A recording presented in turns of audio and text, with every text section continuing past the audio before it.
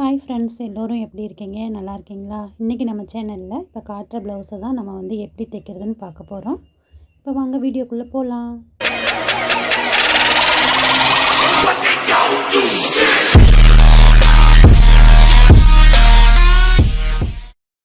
பாருங்கள், இந்த ப்ளவுஸை வந்து நம்ம வந்து தையல் எல்லாமே போட்டுட்டு நம்ம பட்டி எல்லாம் ஜாயின் பண்ணியாச்சு. ஒரு பைப்பிங் மட்டும் கொடுத்துருக்கோம். கை மட்டும் இன்னும் ஜாயின் பண்ணலை. டிசைன் பண்ணி முடிச்சுட்டு அப்புறம் கை ஜாயின் பண்ணிக்கலாம்.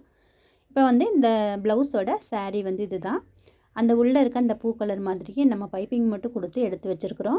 இப்போ இதுக்கு மேலே வந்து நம்ம டிசைன் பண்ண போகிறோம். இப்போ பாருங்கள், அந்த சேரீயில் வந்து கொஞ்சம் வந்து நான் கிளாத் எடுத்திருக்கேன். ரொம்பலாம் கிளாத் எடுக்கலை, கொஞ்சமாக உங்களுக்கே தெரியுது பாருங்கள். கொஞ்சமாக தான் நான் கிளாத் எடுத்திருக்கேன். இந்த கிளாத்தை வந்து நம்ம டபுளாக மடக்கிட்டு பாருங்கள், அந்த கீழே வந்து அந்த கரை பகுதியை வந்து நம்ம வெட்டி எடுத்துடலாம். ஏன்னா அது வந்து வேறு கலரில் இருக்குல்ல, அதனால அதை எடுத்துகிட்டு இதில் வந்து குட்டியாக வந்து நம்ம ஒரு 1/4 இன்ச் அளவுக்கு நம்ம இந்த மாதிரி அந்த டிசைன் பண்ண போகிறோம். அதனால் வந்து துணியை வந்து நல்ல பக்கம் உள்ளே தெரிகிற மாதிரி இந்த மாதிரி மடக்கி வச்சுட்டு அதுக்கு மேலே நம்ம தையல் போட்டுட்டு இப்படி எடுத்து விடணும்.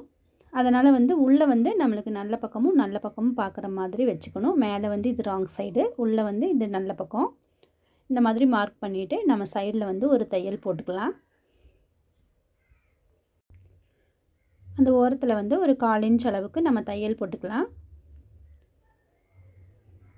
இந்த டிசைன் பார்க்கவே ரொம்ப நீட்டாகவும் அழகாகவும் இருக்குங்க. ஒரு சிம்பிளாக கேட்குறவங்களுக்கு இந்த மாதிரி டிசைன் வந்து நம்ம தைச்சி கொடுக்கலாம். இப்போ சைடில் இந்த மாதிரி கட் பண்ணிவிட்டு இப்படி விரித்து பாருங்கள். இப்போ நம்மளுக்கு வந்து துணி வந்து நம்மளுக்கு நல்லா அகலமாக இருக்குது பாருங்கள். வந்து சன்னமாக இருந்துச்சு. அதில் வந்து நம்ம பைப்பிங் பண்ணுறது கொஞ்சம் இதாக இருக்கும். இப்போ நம்ம டபுளாக இப்படி ஃபோல்ட் பண்ணி நம்ம தைச்சதுக்கப்புறம் இப்படி எடுத்து பார்த்திங்கன்னா நம்மளுக்கு வந்து துணியும் நல்லா அகலமாக இருக்கும். அதில் வந்து நம்ம கிராஸ் இந்த மாதிரி ஸ்கேல் வச்சு கிராஸ் கோடு போட்டுக்கோங்க. நம்ம வந்து கிராஸில் தான் வந்து நம்ம இந்த துணி எடுக்க போகிறோம். அது மாதிரி நம்ம ஸ்கேல் வச்சு ஃபுல்லாக வந்து மார்க் பண்ணிவிட்டு இந்த மாதிரி கிராஸாக வந்து துணியை வந்து கட் பண்ணிக்கலாம். ஒரு இன்ச்சு 1.25 இன்ச்சுக்குள்ளே கட் பண்ணிக்கலாம். அதாவது வந்து நம்ம சில்க் காட்டன் துணியில் வந்து இந்த மாதிரி கிராஸ் பீஸ் எடுத்து கொடுக்குறப்ப உங்களுக்கு வந்து புதுசாக பழகிறவங்களுக்கு கொஞ்சம் ஈஸியாக இருக்கும். இது வந்து சேரீலேருந்து இந்த சேரீயே பார்த்திங்கன்னா கொஞ்சம் வளவளந்தான் இருக்குது.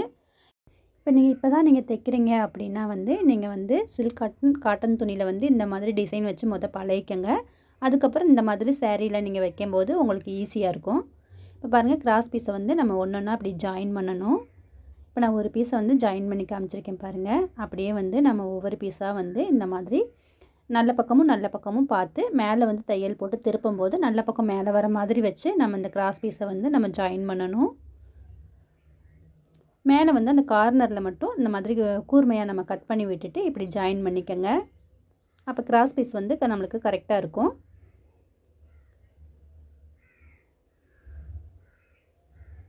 நான் போன டைம் பார்த்திங்கன்னா ஒரு ஷார்ட்ஸில் வந்து இந்த ஷார்ட்ஸ் மட்டும் போட்டிருந்தேன் இதே மாதிரி டிசைனு. அதை பார்த்துட்டு தான் நம்ம கஸ்டமர் ஒருத்தவங்க எனக்கு இந்த டிசைன் பண்ணி கொடுங்க அப்படின்னு கேட்டிருந்தாங்க. அதனால் அவங்களுக்கு வந்து நம்ம இந்த டிசைன் பண்ணிகிட்ருக்கோம். இப்போ வந்து பாருங்கள், எல்லா பீஸையும் வந்து நம்ம ஜாயின் பண்ணியாச்சு. இப்போ வந்து நம்ம தைச்சதில் வந்து அந்த பிசுறுலாம் இந்த மாதிரி கட் பண்ணிக்கலாம். நம்ம தைச்ச எல்லா இடத்துலையுமே வந்து அந்த பிசுரை பூரா அந்த கார்னரில் இந்த மாதிரி கட் பண்ணி விட்டுட்டு கொஞ்சம் எக்ஸ்ட்ரா இருக்க கிளாத்தையும் இந்த மாதிரி கட் பண்ணி விட்டுக்கலாம். அந்த தைச்ச நூல்லாம் தெரியுதுல்ல, அதெல்லாம் நம்ம கட் பண்ணிக்கணும். இது மட்டும் இல்லைங்க, நம்ம எப்போ தைச்சாலுமே கையோடு வந்து அந்த பிசுறுகள்லாம் நம்ம கட் பண்ணும்போது ப்ளவுஸ் அழகாக இருக்கும். நம்மளுக்கே கொஞ்சம் தைக்கணும் அப்படின்ற இன்ட்ரெஸ்ட் வரும். நீங்கள் அப்படியே விட்டுட்டீங்க அப்படின்னா அது ஒரு மாதிரியாக இருக்கும். அதனால் கையோடு கட் பண்ணுறதுக்கு பாருங்கள். இப்போ நம்ம கிராஸ் பீஸை பூரா நம்ம ஜாயின் பண்ணியாச்சு. இப்போ அந்த பைப்பிங் கொடுத்துருக்கோம் பாருங்கள். அந்த இடத்துல வந்து நம்ம இந்த பிசுறு வந்து இந்த ஜாயின் பண்ண அந்த பிசுறு வந்து மேலே தெரிகிற மாதிரி இந்த மாதிரி வச்சுட்டு இப்போ இந்த மாதிரி ஒரு மடக்கிட்டு அதை வந்து டபுளாக வந்து இந்த மாதிரி மடக்கிட்டு அந்த பைப்பிங் மேலே வந்து அந்த துணி வைக்கிற மாதிரி வைங்க. அந்த பைப்பிங்கை வந்து லைட்டாக வந்து அந்த பைப்பிங்கை தொடுற மாதிரி வச்சுட்டு ஒரு 1/4 இன்ச் அளவுக்கு நம்ம தையல் போடணும். அதாவது அந்த துணி வந்து நம்ம திருப்பி விட்டோம்னா 1/4 இன்ச் அளவுக்கு வர்ற மாதிரி நம்ம தையல் போடணும். இல்லை உங்கள் கஸ்டமர் வந்து கொஞ்சம் பட்டையாக கேட்குறாங்க அப்படின்னா கொஞ்சம் பட்டையாக கூட துணி வந்து கிராஸ் பீஸ் வந்து கொஞ்சம் அதிகமாக நம்ம கிளாத் எடுத்துகிட்டு கொஞ்சம் பட்டையாக வேணாலும் வச்சுக்கலாம். நான் வந்து இன்றைக்கி 1/4 இன்ச் அளவுக்கு தான் வந்து அந்த இது வைக்க போகிறேன், டிசைன் பண்ண போகிறேன். நம்ம அப்படியே வச்சுட்டு பொறுமையாகவே தைச்சிக்கிட்டு வாங்க. ஏன்னா வந்து இந்த சேரீ வந்து கொஞ்சம் வந்து கிளாத் வந்து ஒரு மாதிரியாக இருக்குது. அதனால் வந்து பொறுமையாக தான் நான் தைச்சிட்ருக்கேன். உங்களுக்கும் பார்க்குறதுக்கு நல்லா புரியும்னு நினைக்கிறேன். நம்ம வந்து இந்த மாதிரி சிம்பிளான சேலைக்கு இந்த மாதிரி நம்ம டிசைன் கொடுக்குறப்ப ரொம்ப நீட்டாக அதாவது பார்க்கவே அவங்களுக்கு ரொம்ப நீட்டாக இருக்கும். சிம்பிளாக இருந்தாலும் ரொம்ப அழகாக இருக்கும் இந்த டிசைன் பார்க்குறதுக்கேவும். இப்போ பாருங்கள், அதையே வந்து நம்ம அந்த முன்னாடி கழுத்து வரையுமே நம்ம கொண்டு வந்துடலாம். அந்த துணியை மட்டும் அப்படி டபுளாக ஃபோல்ட் பண்ணி அப்படி கடைசி வரையும் அந்த மாதிரி தைச்சிட்டு எக்ஸ்ட்ரா இருக்க பீஸை வந்து நம்ம கட் பண்ணிக்கலாம்.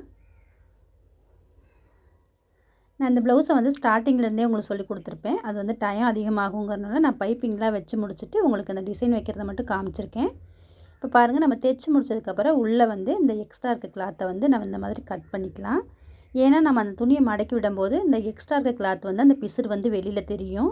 அதனால் வந்து கட் பண்ணி எடுத்துக்கலாம். இப்போ கட் பண்ணும்போது கீழே வந்து நம்மளுக்கு ப்ளவுஸ் துணியில் கட் பண்ணிடாமல் கவனம் அந்த இடத்துல கட் பண்ணணும். கொஞ்சம் கவனமாக நம்ம கட் பண்ணலை அப்படின்னா ப்ளவுஸ் துணியில் வந்து நம்ம கட் பண்ணி விட்டுட்டோம்னா அப்புறம் வந்து கொஞ்சம் டேமேஜ் ஆயிரும். அதனால் வந்து நீங்கள் கொஞ்சம் கவனமாக தான் கட் பண்ணணும். இந்த மாதிரி கட் பண்ணி எடுத்துக்கலாம். இப்போ பாருங்கள், நம்ம கட் பண்ணி எடுத்ததுக்கப்புறம் திருப்பி பார்க்குறோம். 1/4 இன்ச் பாருங்கள் எவ்வளோ அழகாக இருக்குது அப்படின்னு. இப்போ வந்து இந்த டிசைனுக்கு வந்து நம்ம இந்த ஃப்ளவர் மாதிரி உள்ளே கொடுத்து அப்படியே தைக்க போகிறோம். இது வந்து நம்ம கஸ்டமர் வந்து நம்ம போட்ட வீடியோவை பார்த்துட்டு அதை கேட்டிருந்தாங்க.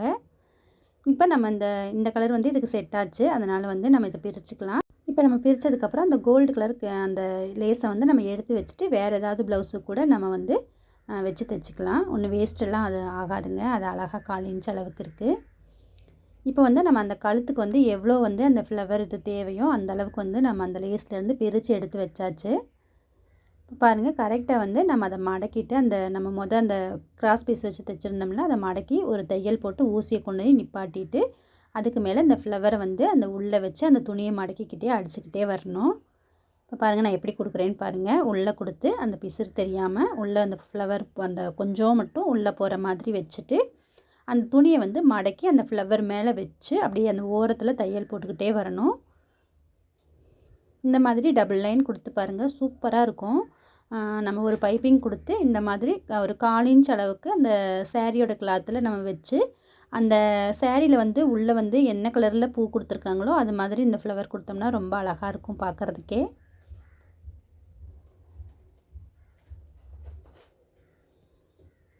இப்போ பாருங்கள், தெரியுதா? நம்ம வந்து அந்த கிராஸ் பீஸ் வச்சு அடிக்கும்போது மட்டும் கரெக்டாக 1/4 இன்ச் வருதான்னு பார்த்து அடிக்கணும். ஒரு இடத்துல வந்து கொஞ்சம் 1/4 இன்ச், ஒரு இடத்துல கொஞ்சம் முன்ன பின்ன போயிடுச்சுன்னா கொஞ்சம் ஒரு மாதிரியாக இருக்கும். இந்த மாதிரி 1/4 இன்ச் கரெக்டாக வருதா அப்படின்னு பார்த்து நம்ம அடிக்கணும். தைச்சிக்கிட்டே வந்துட்டு இந்த மாதிரி ஃபுல்லாகவே அந்த ஃப்ளவரை உள்ளே வச்சு ஃபுல்லாக நம்ம அப்படியே தைச்சிக்கிட்டே வந்துடலாம். நான் பாருங்கள், உங்களுக்கு ரொம்பவுமே பொறுமையாக தான் சொல்லி கொடுத்துட்ருக்கேன். பிகினர்ஸ் கூட இதை அழகாகவே பழகிக்கலாம். என்ன, நீங்கள் சேரீ வந்து கொஞ்சம் கிளாத் ஒரு மாதிரி இருந்துச்சுன்னா நீங்கள் வேறு கிளாத்தில் பழகிக்கங்க. பழகிட்டு அதுக்கு மேலே வந்து இந்த கிளாத்தை வந்து நீங்கள் தைச்சி பாருங்கள். அப்புறம் கரெக்டாக வந்துருச்சு அப்படின்னா நீங்கள் அப்படியே தைச்சி பழகிடலாம். இப்போ பாருங்கள், முன்கழுத்து வரையும் நம்ம தைச்சிட்டு இந்த மாதிரி கட் பண்ணி எடுத்துடலாம். இப்போ பாருங்கள் எவ்வளோ அழகாக இருக்குதுன்னு பாருங்கள், ரொம்பவுமே நீட்டாக இருக்குது. இந்த டிசைனை முடிச்சாச்சுங்க. இன்னும் வந்து நம்ம வந்து இதுக்கு கை வச்சு நம்ம ஜாயின் பண்ணி தைச்சிட்டு நம்ம ப்ளவுஸ் அளவுக்கு நம்ம அடிச்சிட்டோம் அப்படின்னா அந்த ப்ளவுஸ் வந்து முடிஞ்சிடும். நான் வந்து உங்களுக்கு பைப்பிங் வந்து எப்படி வைக்கிறதுன்னு வந்து சொல்கிறேன். ஏன்னா நான் வந்து இந்த கழுத்துக்கு வந்து பைப்பிங் வச்சதை உங்களுக்கு காட்டல. ஒரு சிலர் வந்து பைப்பிங் எப்படிக்கா வைக்கிறது அப்படின்ற ஒரு சந்தேகம் இருக்கும். புதுசாக நம்ம சேனலில் பார்க்குறவங்க இல்லாட்டி புதுசாக பழகிறவங்களுக்கு வந்து இப்போ வந்து நான் கைக்கு வந்து உங்களுக்கு பைப்பிங் வச்சு காட்டுறேன். அதுக்கு வந்து நான் நேர் பீஸ் எடுக்கிறேன். நீங்கள் வந்து கழுத்துக்கு வைக்கும்போது வந்து இந்த நேர் பீஸுக்கு பதிலாக நீங்கள் கிராஸ் பீஸ் எடுத்துக்கணும், அவ்வளோதான். மற்றபடி வந்து இதே மாதிரி தான் வந்து நம்ம பைப்பிங் வைக்க போகிறோம்.